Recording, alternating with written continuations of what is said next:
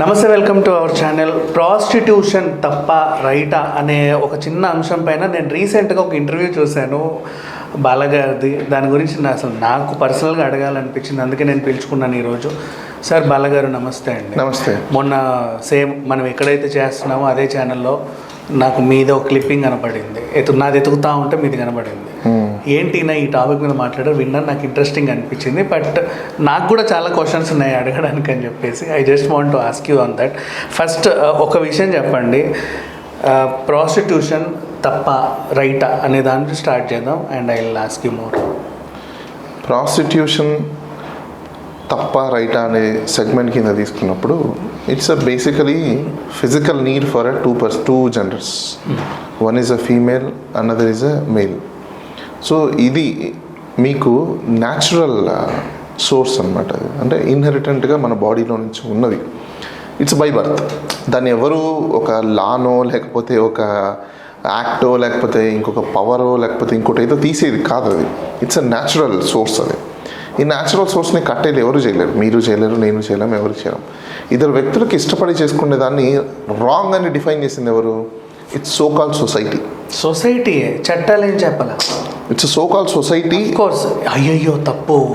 Yes. అయితే మీకు ఇక్కడ ఒకటి చెప్పాలి, today's crime tomorrow's law. True, I agree that. Tomorrow's law, today's crime. Today's crime. ఎందుకు నేను ఇలా చెప్తున్నానంటే, మీకు క్రైము సోషల్ సొసైటీలో నుంచి పుట్టేదే ఒక లా, ఒక కోడింగ్. ఈ కోడింగ్ తర్వాత మళ్ళీ నెక్స్ట్ జరిగేదే it's a crime. It's very simple. Who define this is a crime and this is not a crime, this is a genuine, this is a fake, and this has to be a go and this has not to be a go? Who decided? Society. Who society? We the people. Exactly. Natural సోర్స్తో వచ్చినది దాన్ని మనం ఏం చేసామంటే restricted చేసాం. ఎందుకు rapes పెరిగిపోతున్నాయి, ఎందుకు మానభంగాలు ఎక్కువైపోతున్నాయి? అసలు ఎవరు చూసినా చట్టాలు రావాలి, శిక్షించాలి. ఓకే బాస్, చట్టాలు వచ్చాయి, శిక్షించారు. What next? సొల్యూషన్ ఏంటి? ఎగ్జిట్ రూట్ ఎక్కడ? మళ్ళీ జరుగుతాయి, మళ్ళీ చట్టాలు రావాలి, మళ్ళీ శిక్షించాలి. మనిషి చంపేదానికంటే ఇంకా చట్టాలు ఎక్కడి నుంచి వస్తాయండి? Cycle sir. మనిషి చంపేసి అంత చట్టాలు వచ్చేసిన తర్వాత ఇంకేం చట్టాలు వస్తాయి? ఇంకేముంటాయి? Nothing else. బట్ సొల్యూషన్ ఎక్కడ? ఇంకా సొల్యూషన్ ఎక్కడ అంటే మనిషిని చంపిన no one are finding out what is the exit route అనేది ఫైండ్ అవుట్ చేయట్లేదు ఈ రేపులకి, మానభంగాలకి, వీటి మీద, అన్నిటి మీద. అయితే ఇది మీకు ఏం జరిగిందంటే, యాక్చువల్గా ఇప్పుడు మీరు చూసిన అది వీడియో ఏదైతే ఉందో అది సుప్రీంకోర్టు ఒక జడ్జిమెంట్ ఇచ్చింది. జడ్జిమెంట్ ఏంటి అంటే, Buddhadev Karamsagar versus state of West Bengal అని ఒక జడ్జ్మెంట్ ఉంది. దాంట్లో ఆ కాన్స్టిట్యూషన్ కోర్ట్, సుప్రీంకోర్ట్ ఏదైతే ఏం డిక్లేర్ చేసిందంటే, constitution of India 1950 article 21 right of sex workers, basic protection of human decency and dignity extend to sex workers and their children, direction issued to the states and union territories for conditions conducive to sex workers to live with the dignity and accordance with the provisions of Article 21. Article 21 అంటే ఏంటంటే, life is డిగ్నిఫైడ్గా ఉండాలి, life of Liberty, మనకు అందరితో పాటు మనకు హక్కులు ఉన్నాయి, మనం కూడా బతకాలి అని చెప్పి. Who is sex workers? Sex workers వ్యభిచారం చేసేవాళ్ళు అంటారు. అసలు వ్యభిచారం తప్పు అని చెప్పేసి ఎవరు చెప్పారు? అదే అడగాలి. మీరు ఏమన్నా సహజీవనం తప్పు కాదని అన్నారు. ఒక ఆడ మనిషికి ఒక మగ మనిషికి ఇష్టం ఉంటే వాళ్ళు పరస్పరంగా కలవచ్చు అని కూడా మీరు చెప్పారు. మరి అలాగే కలిసేది కూడా ఇది కదా, మరి దాన్ని వ్యభిచారం అని చెప్పి ఎందుకు? దట్స్ వాట్ నేను అదే అంటున్నా. వ్యభిచారము తప్పు అనేది ఇప్పుడు ఏదైతే సమాజంలో మనం చెప్పుకుంటున్నామో అనుకుందాం. వ్యభిచారం అంటే ఏంటి? Participation of sex. Of course sex అనేది తప్పు కదా. సెక్స్ తప్ప? మరి అదే కదా చెప్పేది ఇప్పుడు సమాజము. సెక్స్ తప్పేంటి సార్? మరి సమాజం ఇప్పుడు మరి వ్యభిచారం అంటే ఏంటండి? Participation of sex. Of course I agree that. But sex తప్పని ఎలా అంటాం? మరి పార్టిసిపేషన్ ఆఫ్ సెక్స్ తప్పని మరి మీరు ఎలా అంటున్నారు? సమాజం ఎలా అంటుంది? వ్యభిచారం తప్పని ఎలా అంటుంది? వ్యభిచారం తప్పు కాదు సార్ అసలు. ఐ మీన్ మళ్ళీ ఏమన్నా తప్పు కాదు. ఇప్పుడు మీరే ఒప్పేసుకున్నారు తప్పు. నా ఉద్దేశం చెప్తా. నా ఉద్దేశం ఒక మనిషి ఆడ మనిషి మగ మనిషి కలిసి పరస్పరం ఇద్దరికి ఇష్టం ఉంటే sex ఇష్టముని చేసుకోవచ్చు అని చేసుకుంటే ప్రభుత్వం చెప్పింది, చట్టం తప్పు కాదు, అవునా? చెప్పింది. తప్పు కాదు. ప్రభుత్వం పక్కన పెట్టండి కాసేపు, సుప్రీంకోర్టు చెప్పింది కాసేపు పక్కన పెట్టేద్దాం. Let's come to the society, reality of సొసైటీలో మాట్లాడుకుంటే ఇప్పుడు మీరేమన్నా వ్యభిచారం అనేది వితౌట్ కన్సెంట్ లేకుండా ఉండదు, కన్సెంట్ తోనే వ్యభిచారం జరుగుతుంది. అంటే కన్సెంట్ లేకుండా చేస్తే అది రేప్ అయిపోతుంది కదా, దాన్ని ఏమంటాం మనము? మానభంగం అని అంటాం. అది తప్పు, అది క్రైమ్, రైట్? ఎందుకంటే ఇష్టం లేకుండా చేస్తున్నారు కాబట్టి అది మూర్ఖత్వం అయిపోతుంది, మృగ లక్షణం అయిపోతుంది. సో దాన్ని ఎంకరేజ్ ఎవరు చేయరు. ఎందుకు? హ్యూమన్ ఎప్పుడు కూడా వైలేట్ చేయకూడదు, హ్యూమన్ ఎప్పుడు కూడా హంట్ చేయకూడదు. So it's nothing but hunting. కాబట్టి హంటింగ్ చేయడం అంటే అర్థం ఏంటి మీకు? It's nothing but an animal activity. So దాన్ని మనం ఎంకరేజ్ చేయము, దాన్ని ఎవరు కూడా ఒప్పుకోరు, ఏ హ్యూమన్ కూడా ఒప్పుకోరు. నాకు కన్సెంట్ ఉన్నది తప్పు కాదు కదా. సో వ్యభిచారము కన్సెంట్ ఉన్నది కదా, మరి కన్సెంట్ ఉన్నప్పుడు వ్యభిచారం తప్పు కదా. వ్యభిచారం అంటే అర్థం ఏంటి? మీరు పరిభాషలో వ్యభిచారం అంటున్నారు, న్యాచురల్ భాషలో మాట్లాడుకుంటే వ్యభిచారం అంటే ఏంటి? ఒక మగ ఒక ఆడ కలిసి చేసే యాక్టివిటీనే సెక్స్ అంటాం. సెక్స్ తప్పు అయిపోయినప్పుడు దీనికోసము ఒక సాంప్రదాయం పెట్టాం, దానికి పెళ్లి చేసాం, పెళ్ళికి ఒక సాంప్రదాయం అయిపోయిన తర్వాత దానికి ఒక ఫస్ట్ నైట్ అని పెట్టాం. వీళ్ళు రూమ్లోకి వెళ్ళి చేసుకునేది ఏంటి? Sex, participation of sex. మరి దానికి ఒక తప్పు. మరి ఇప్పుడు జనాలు పంపిస్తున్నారు అంటే ఒక పద్ధతి ప్రకారం మీరు పంపిస్తున్నారు కదా, ఎండ్ జరిగే రిజల్ట్ అదే కదా. ఎండ్ జరిగే రిజల్ట్ అదే కాదా? 100% అదే. మరి అదైనప్పుడు వీళ్ళు యాక్టివిటీస్ని ఏదైతే ఉన్నారో ప్రపోజ్ చేసి మొత్తము ఒక ప్యాకేజ్లో తయారు చేసి పంపించినప్పుడు తప్పు కానిది వాళ్ళిద్దరు చేసుకుంటే తప్పు ఎలా అయింది? బట్ ఇప్పుడు ఇక్కడ ఏముందంటే పెళ్లి శోభనం అనేది ఏంటంటే the acceptance of getting children. అంటే ఆ సెక్స్కి ఇంకొక నెక్స్ట్ రీజన్ ఉంది, యాక్సెప్టెన్స్.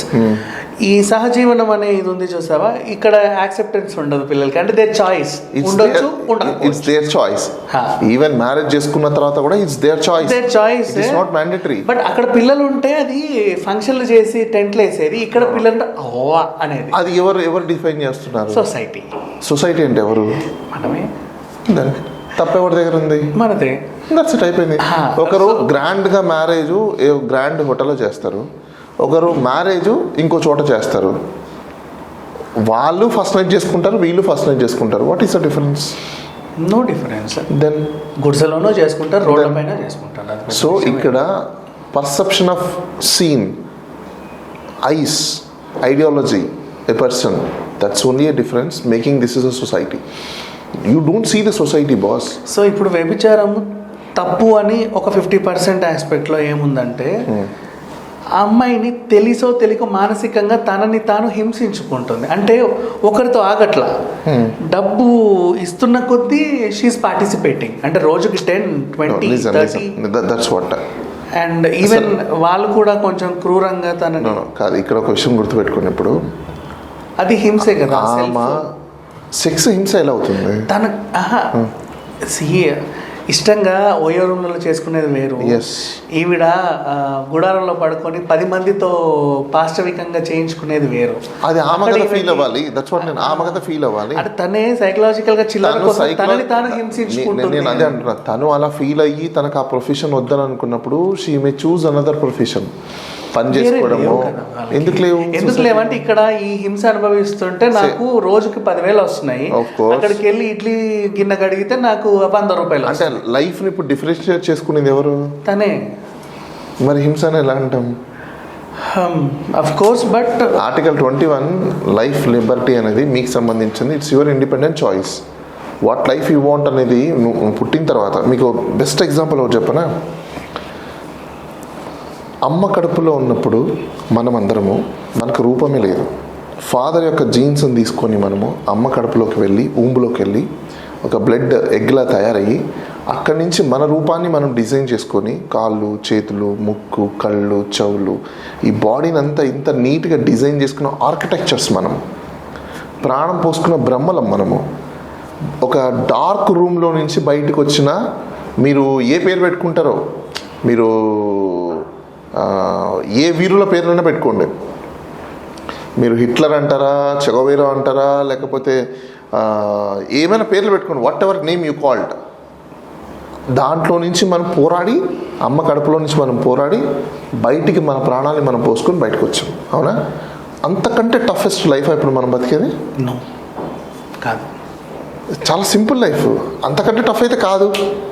ఇంత మంచి రూపాన్ని డిజైన్ చేసుకున్నాం, ప్రాణాన్ని పోసుకున్నాం, తర్వాత మన రూపాన్ని డిజైన్ చేసుకుని ఏ పాటలు కావాలో వాటిని డెవలప్ చేసుకున్నాం, చేతుల్ని కాళ్ళని ప్రతి ఒక్కటి ఇంత నీట్గా పెట్టుకున్నాం.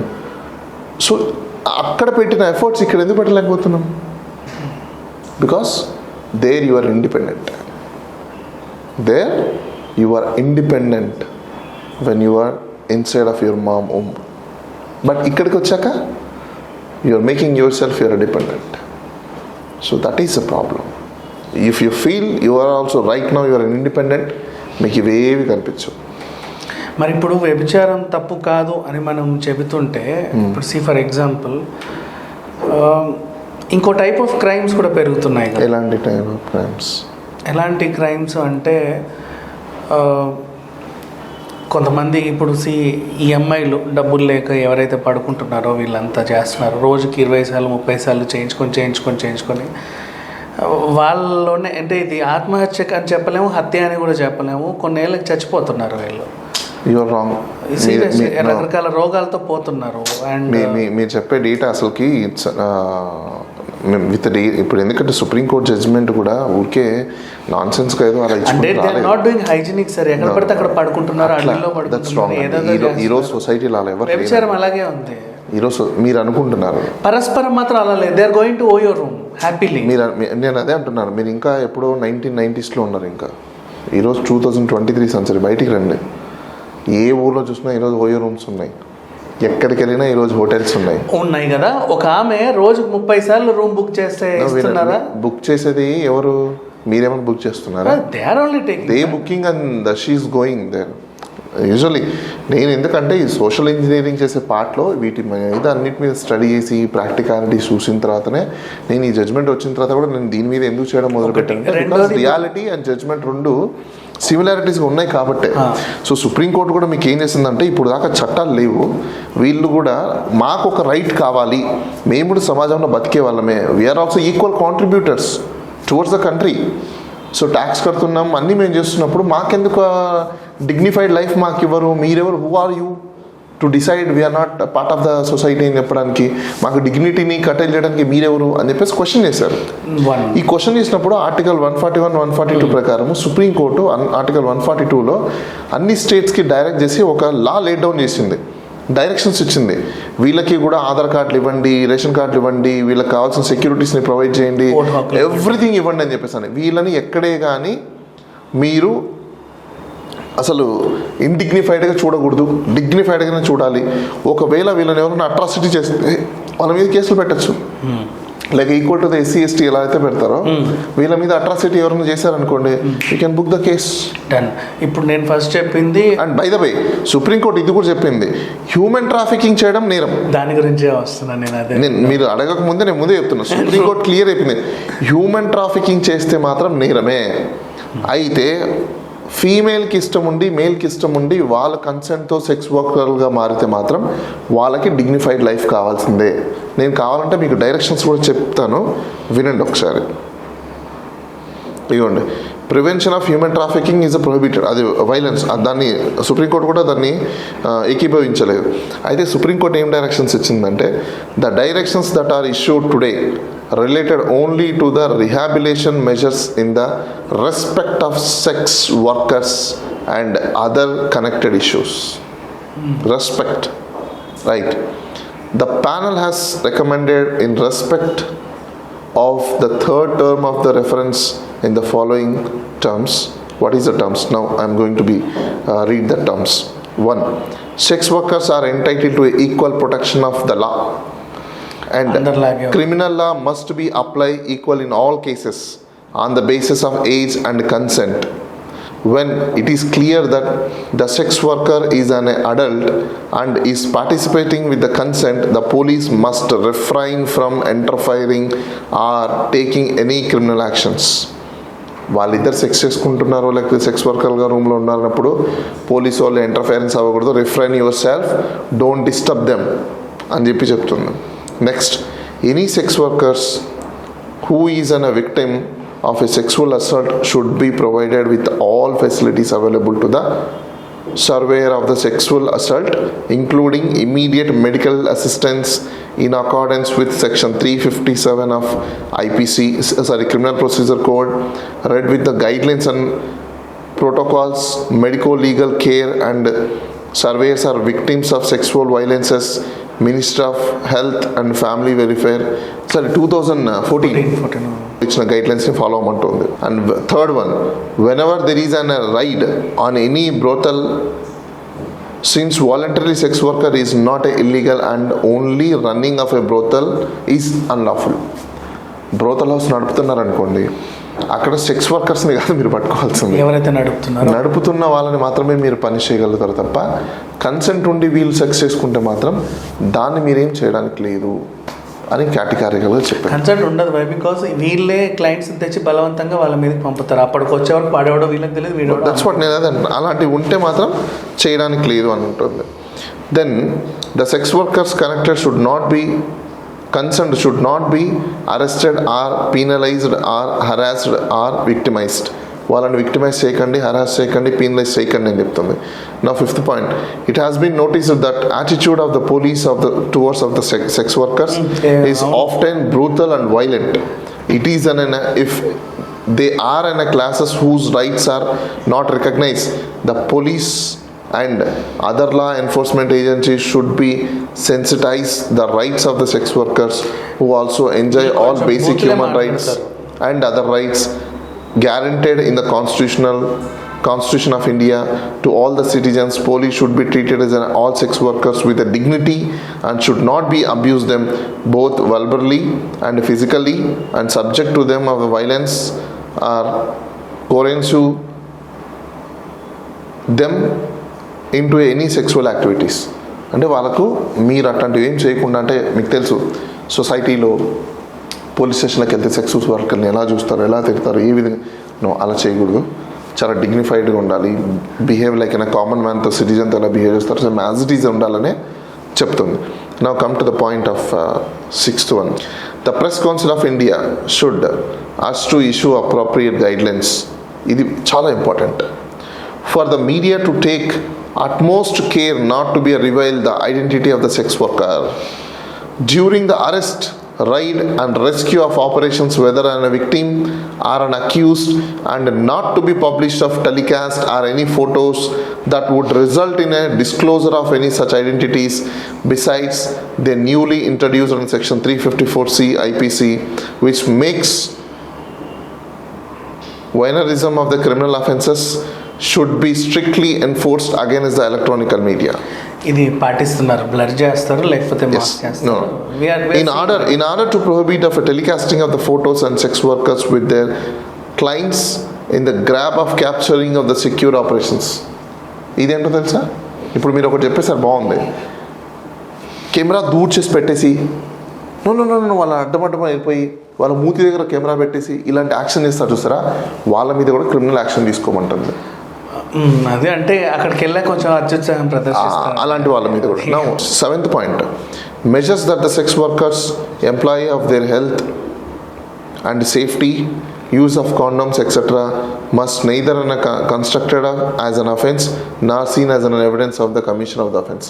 మీకు సెక్స్ వర్కర్ల దగ్గర కాండోమ్లు దొరికాయి కదా అని చెప్పేసి ఎవిడెన్స్ కింద తీసుకోవడానికి లేదు బాస్, అది వాళ్ళ safety and security, so that దాన్ని మీరు ట్రీట్ చేయకండి అని చెప్తారు. వాళ్ళు రాస్తారు వీళ్ళ దగ్గర ఇంత కండోమ్లు రికవర్ చేసాం లేదు, అది అందుకే ఇంత డబ్బు క్లియర్గా చెప్తుంది కదా. ఇప్పుడు ఈ ఒక జడ్జ్మెంట్ పెట్టుకుంటే అది అసలు ఎవిడెన్స్ కిందనే పనికిరాదు, కొట్ట అవతలు పడేస్తారు. ఇప్పుడు eighth point, the central government and state government must involve the sex workers and their respective representations in all decision making process, including planning, designing and implementing of the policies and programs of the sex workers, or formulating of any changes, reform in the laws relating to the sex workers.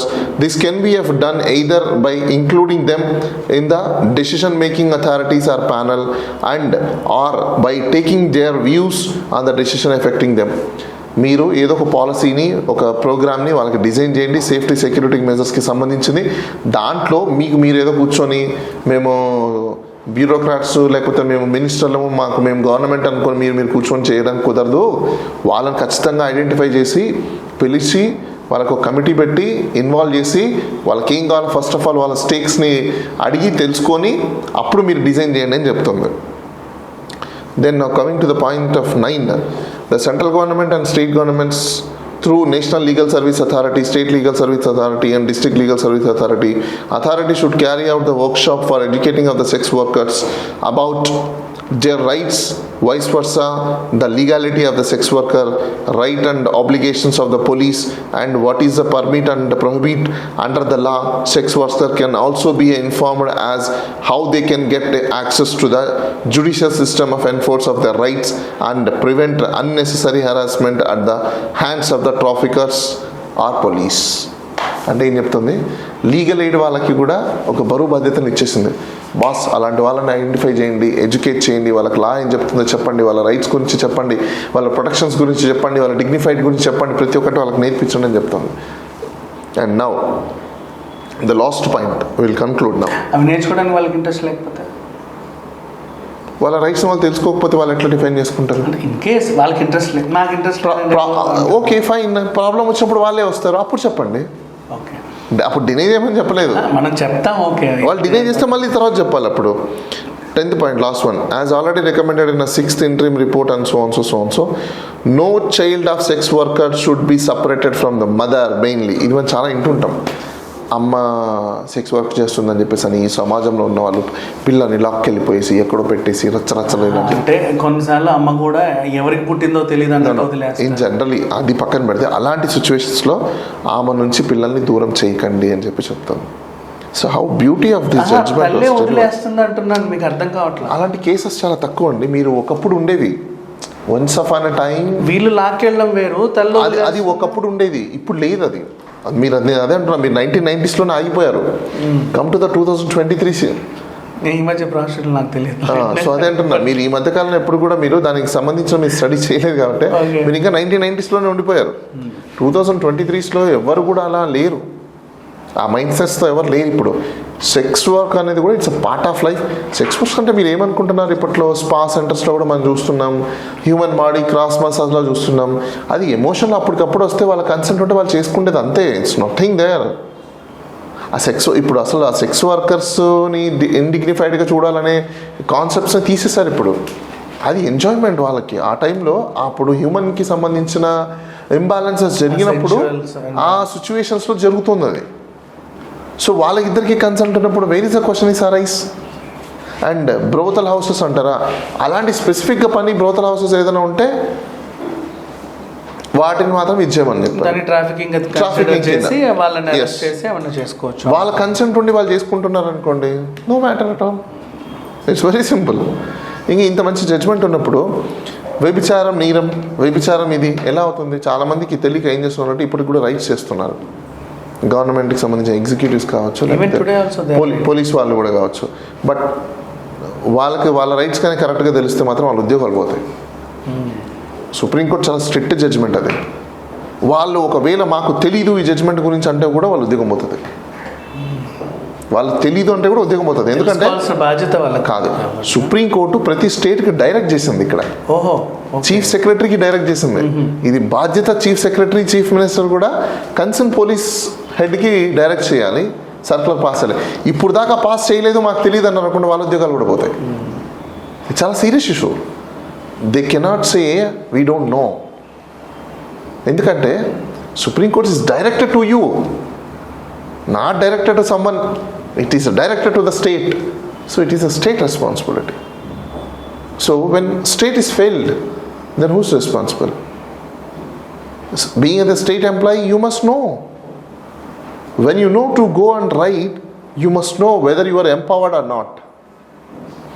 ఊరికి వెళ్ళి లాక్కొచ్చేసి పెట్టేస్తారు వాళ్ళకి కట్టేసి, తర్వాత వీళ్ళని అలాంటి సందర్భాలలో వీళ్ళు తెలుసుకోవాల్సిందంటే 100 ఫోన్ చేసి మాకు ఇలా వీళ్ళు ఇలా వల్గర్గా లాక్కొని వెళ్తున్నారు అని చెప్పేసి అని వేరే పోలీసు వాళ్ళు వచ్చి ప్రొటెక్ట్ చేయలేదనుకోండి, సెల్ఫ్ డిఫెన్స్ కింద వీళ్ళు ప్రొటెక్ట్ చేసుకోవచ్చు. Like how? వాళ్ళ వల్ల వైలెన్స్గా బిహేవ్ చేశారనుకోండి పోలీసు వాళ్ళు, they can self defence. Oh yes. మళ్ళీ పోలీస్ అది డ్రెస్లో ఉన్న పోలీస్ని కొట్టింది అది అప్లై అవ్వదు. అప్పుడు సెల్ఫ్ డిఫెన్స్లో అది అప్లై అవ్వదు. బట్ ఎవరు వింటున్నారు సార్ వీళ్ళ మాటలు? మీరు ట్రై చేయట్లేదు కాబట్టి వినట్లేదు. ట్రై చేయట్లేదు అంటారా? ఇప్పుడు Try ఒక చిన్న చేయట్లేదు. ఎగ్జాంపుల్ చెప్పండి. మొన్న డింపుల్ వర్సెస్ డీసీపీ కేసులో డింపుల్కి గెలిచింది అది వేరండి, that's a different story. DCP అని చెప్పేసి that is a different story. Story different, but police వాళ్ళతో పెట్టుకుంటే కంటెక్స్ట్ ఈస్ డిఫరెంట్. వీళ్ళు ప్రాస్టిట్యూట్లు అండ్ నేను అదే అంటున్నాను సార్, మీకు అది కంటెక్స్ట్ డిఫరెంట్. భయం ఉంటుంది. ఎందుకు అదే అంటున్నాను, పోలీసు వాళ్ళు ఇక సుప్రీంకోర్టు ఇంకా మీరు నేను వీడియో చేయడం ఎందుకు? వాళ్ళకి ఎడ్యుకేట్ చేయడం కోసం కదా, ఇది part and parcel of the social activity, right? So article మీరు అనుకోవచ్చు వీళ్ళిద్దరికి ఏం పని ఉంది, మరి మీకేం పవర్ ఉందని చెప్పేసి అని. ఈ మీడియా ఈ వీడియో చూసే వాళ్ళకి కూడా బాబు రైట్ ఉంది, అందరూ తెలుసుకోండి. ఆర్టికల్ 51A ఏంటి? Article 51A citizen responsibilities that you are going to be discharge. ఇప్పుడు మీరు నేను ఎందుకు మాట్లాడుకుంటున్నాం? This is citizen responsibility that is we are going to be discharge. So it is not an irresponsibility. This is our responsibility. We are feeling and we are explaining what is your right అనేది. So this is not an offense. Yes. Do you have any doubts? No, I don't have any doubt. So now you are clear. I am very well clear, but కాకపోతే ఎన్ని చెప్పినా ఎంత చేసినా సరే జరుగుతూనే ఉంది, అయ్యేది అవుతూనే ఉంది. When these people will come out of it అనేది I just want. When they suffer. They are suffering, sir. When they suffer కాదు, they are still suffering. If they are still suffering, ఒకవేళ తెలిసినా, మొన్న మీరే అన్నారు మీకే అలాంటి వీడియో దొరికినప్పుడు ప్రతి చోట్ల కూడా ఇప్పుడు యూట్యూబ్స్ ఉన్నాయి, హ్యాండ్లో ఫోన్స్ ఉన్నాయి, డెఫినెట్గా వీడియోస్ చూసే ఉంటారు కదా. True, but I don't know how. ఏం భయము ఏంటో బయటికి రాక వీళ్ళు పట్టుకోగానే బెంబెళ్ళిపోవడం, వాళ్ళు వెళ్ళి ఏదైనా రెస్క్యూ హోమ్లో పెట్టామనగానే అక్కడికి వెళ్ళిపోవడం, ఇదే జరుగుతూ ఉంది ప్రతిసారి కూడా, ఎవ్రీ టైం కూడా, ఈవెన్ రేపు కూడా ఇదే జరుగుతూ ఉంది. అది anyway, thank you sir, thank you so much for sharing a lot of information. Thank you.